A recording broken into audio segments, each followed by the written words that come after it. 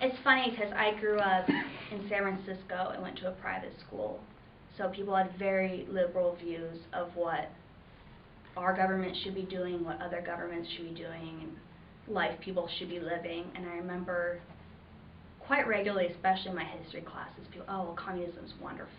And it just drove me nuts. I was like, you don't know what communism is, and that at one point in our history, our country was very aware of the evils of communism, and they've kind of taken a turn to glorify it once again. And my father grew up in the Soviet Union. He was born in 1947 outside of Moscow in Tver.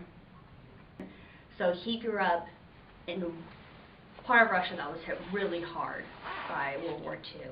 Extreme poverty. Stalin was still the ruler of the Soviet Union at the time. And so he kind of saw that piece of the Soviet Union, but he also lived in a neighborhood where he lived near the mayor and his family and a lot of the party leaders. So he saw this major contrast of what the Communist Party was preaching and what was actually going on. And they obviously weren't all equal. There was no way every citizen in the Soviet Union was equal as communism was trying to promote. And so he became very aware at a very young age that, no, this isn't right. And he became involved in the dissident movement. He was a writer and did a lot of editing and writing, distributing of letters and publications, starting as early as the age of 21. That was his first real kind of act that he did. It was around the time of Prague Spring, when the Soviet Union had invaded Prague and shut down Dubček and his efforts to kind of liberalize communist Prague.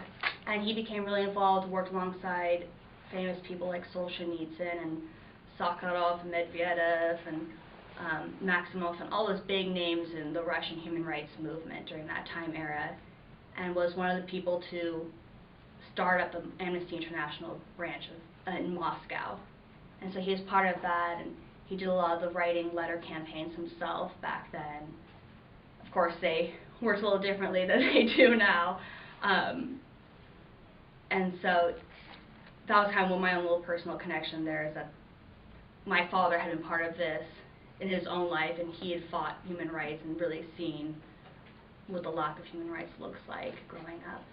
I actually have a copy of the original letter that they gave him saying, I believe their words were, for activities discrediting the ranks of a Soviet citizen, which was the same wording they used when they stripped Solzhenitsyn, Maximov, all those other guys of their citizenship. So my father was actually the 5th person to ever be stripped of citizenship in the Soviet Union, which he saw as a huge honor that he then strove to live up to the rest of his life.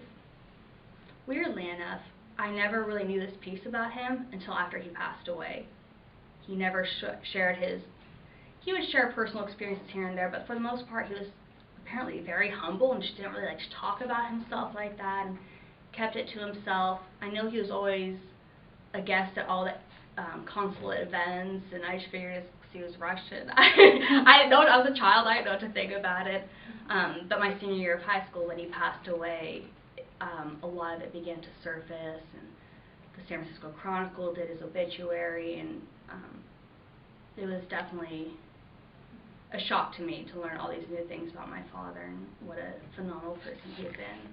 I mean, these are photos of my father right before he passed away. These pictures were taken in 2005 of him. He became an Orthodox priest when he came to America. He was first teaching Russian at UC Santa Cruz. He also did that at UC Berkeley. He did it at University of British Columbia.